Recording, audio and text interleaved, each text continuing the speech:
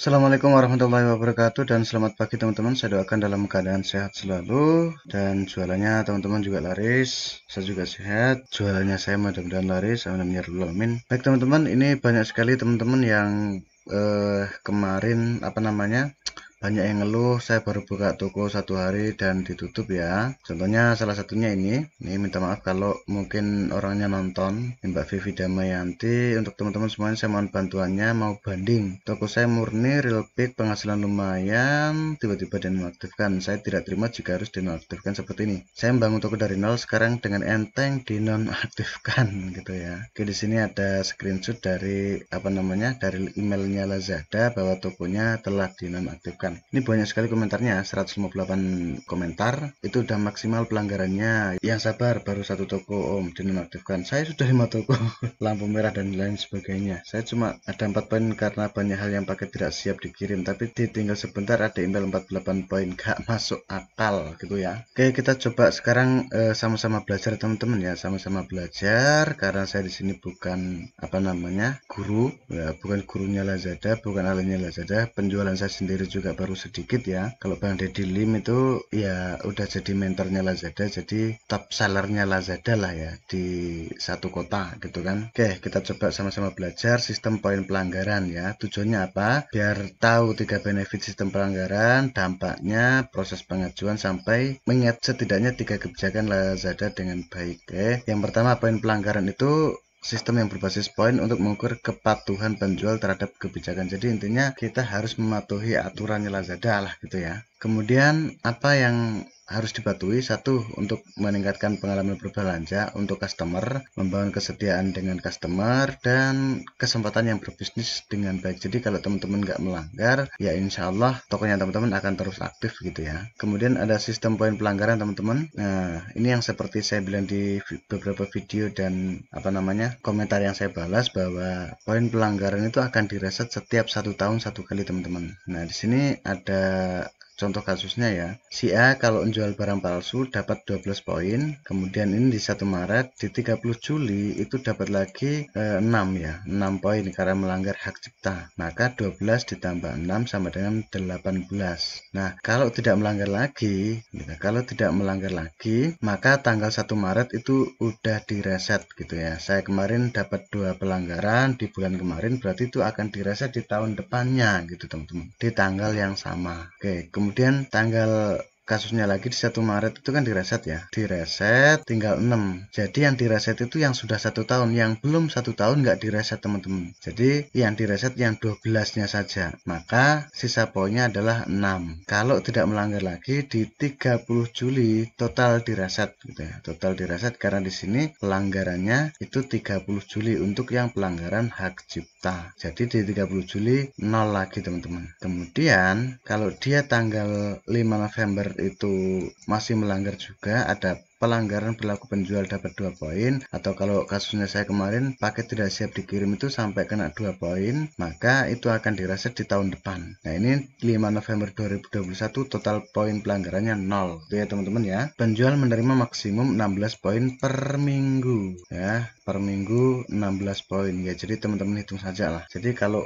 belum 1 minggu itu udah lebih dari itu, ya teman-teman tokonya bisa di ban. Oke, kita lanjut. Konsekuensi teman-teman ya. Jadi ada beberapa hal yang perlu kita perhatikan. Biasanya tokonya saya nggak melanggar, nggak ada poin pelanggaran, tetapi kok ada beberapa fitur yang nggak bisa diaktifkan. Satu, teman-teman akan dibatasi produknya.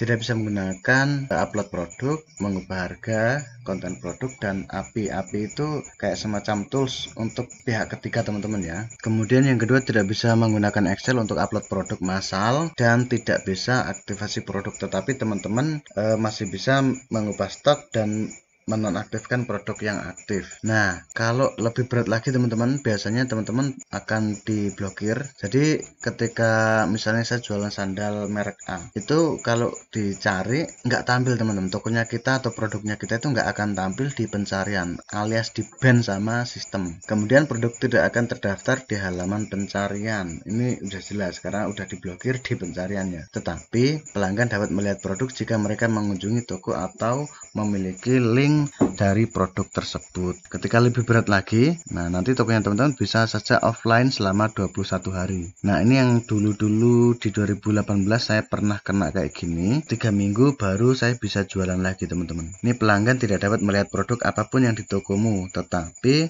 bisa mengaktifkan SKU agar online secara manual setelah 21 hari. Jadi di ban-nya hanya 21 hari teman-teman. Nah kalau sudah sampai di 48 poin, ini udah jelas ada penutupan toko. Toko akan dihapus ya. Toko akan dihapus. Dapat masuk seller center untuk melihat status toko dan konsekuensi poin pelanggaran. Tetapi sekarang sepertinya susah. Nanti biasanya bisa login lagi itu kalau status kasusnya itu udah selesai. Jadi biasanya kan kita belum bisa login karena statusnya itu masih ditinjau kasusnya itu. Oke, di sini ada tingkat dan konsekuensi pelanggaran teman-teman. Jadi kita baca pelan-pelan ya, meskipun agak panjang ya nggak apa-apa, tapi ini untuk kebaikan kita semua. Pelanggaran kebijakan haki barang palsu. Nah untuk barang palsu ini jadi hati-hati teman-teman yang menjual barang-barang KW, misalnya sepatu Nike harga 100.000 kan nggak ada ya, Adidas harga 200.000 juga nggak ada, atau hak dagang, hak cipta, hak paten, hak cipta, misalnya ya lagu yang ya bajakan gitu kan, termasuk kalau teman-teman jual aplikasi bajakan. Nah ini konsekuensinya adalah produk di lock dan bisa dikenakan hingga 48 poin ya. Jadi tadi ada yang ngechat di grup ya, ini minta maaf saya tampilkan lagi, ini grup yang kedua ya. Ini Kak, kenapa ya akhir-akhir ini Lazada toko baru banyak yang dinonaktifkan padahal baru upload satu produk. Kemudian saya tanya, produk apa Kak? Di fashion Kak. Merek apa? Di sepatu.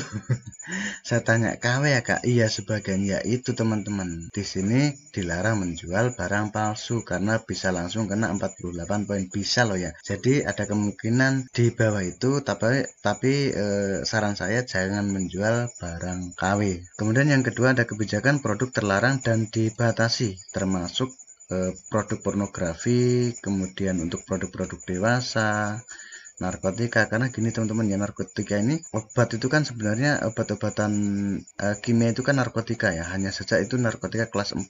Itu sih yang sempat saya pelajari ya. Ada kalau untuk obatnya itu keras, biasanya untuk yang darurat atau emergensi itu narkotika kelas 2. Nah yang dimaksudkan di sini adalah narkotika kelas 1 dan kelas 2. Sorry, yang tadi untuk darurat tadi kelas 3 ya. Nah ini produk dilak dan bisa di-ban ya, atau tokonya ditutup. Kebijakan perdagangan yang adil, penjual berpartisipasi dalam tindak penipuan. Jadi yang kemarin di grupnya saya itu ada yang yuk kita bantu sama-sama fake order. Jujur saya nggak rekomendasikan, karena kalau sistem baca dan ketahuan ya tokonya teman-teman langsung bisa di-ban. Ini nggak ada penawaran teman-teman ya, toko dikenakan hingga 48 poin. Jadi ya bermain bersih aja, berdoa kepada Tuhan biar tokonya teman-teman ada yang lirik, ada yang mengunjungi, ada yang beli dan dapat ulasan produk. Biasanya teman-teman yang baru itu buat fake order biar dapat ulasan produk bintang 5 gitu kan. Jadi saya sangat-sangat tidak merekomendasikan untuk teman-teman melakukan fake order. Jujur, saya dulu juga pernah melakukan fake order gitu ya. Tetapi itu di tahun 2016 sebelum saya jualan di Lazada. Karena saya awal jualannya adalah di Tokopedia. Nah, setelah satu kali kena peringatan waktu itu, alhamdulillah sampai sekarang kita main cantik aja lah, kita main aman. Yang biar kita ada penjualan ya berarti kita optimasi judul, kita optimasi gambar, kita promosi dan lain sebagainya. Oke, kemudian ada kebijakan konten dan katalog pengawasan produk yang tidak berperforma di duplikasi produk dengan sengaja. Ini maksimal dinonaktifkan dan bisa dikenakan 2 poin teman-teman ya. Jadi nggak sampai dinonaktifkan tokonya. Jadi duplikasi ya teman-teman ya. Tetapi ini jarang sekali, insya Allah teman-teman jarang sekali sistemnya Lazada membaca. Tapi saya nggak saranin ya. Ya kalau teman-teman variannya banyak ya bisa dipisah satu persatu, atau teman-teman bisa nonton video saya yang sebelumnya, saya sudah pernah bahas ini. Dan terakhir ada kebijakan perilaku penjual, tindakan perilaku yang tidak sesuai seperti ancaman kepada pelanggan, penggunaan kalimat kasar dan lain sebagainya. Ini yang berkaitan dengan customer, toko bisa dikenakan 48 poin. Bisa, berarti tergantung kasusnya teman-teman. Oke, konsekuensi dari setiap akumulasi poin pelanggaran. Nah ini teman-teman konsekuensinya. Jadi kalau poinnya masih 3-5 poin, itu akan diberikan notifikasi atau peringatan peringatan saja. Teman-teman bisa ceknya di Growth Center ya, dan email. Kemudian notifikasi, kemudian 6-11 poin masih sama, jadi notifikasi dan peringatan, tapi ini sudah warna kuning sebenarnya. Nah, kalau sudah 12 ya, 12 poin pelanggaran atau maksimal 23 poin, teman-teman tidak bisa upload produk selama 7 hari. Ini saya pernah kena lalu, saya nggak baca di 2018 kemarin. Dan untuk yang 24 poin sampai 35 poin ada pembatasan produk dan traffic selama 14 hari, jadi nggak ada traffic sama sekali. Toko produknya dicari udah di ban. Kemudian pembatasan produk sampai 21 hari kalau kita kena 36 sampai 47. Nah, 48 udah jelas ditutup tokonya teman-teman. Oke, jadi itu aja teman-teman. Mudah-mudahan untuk sistem poin pelanggaran ini sedikit banyak bisa membantu apa yang saya share kali ini. Jika bermanfaat, silahkan berikan like dan share-nya. Atau jika ada pertanyaan dan kritikan, silahkan layangkan di kolom komentar di bawah. Nggak suka dengan video ini, silahkan dislike saja. Kita bertemu di video berikutnya. Akhirul kalam, assalamualaikum warahmatullahi wabarakatuh. Bye-bye.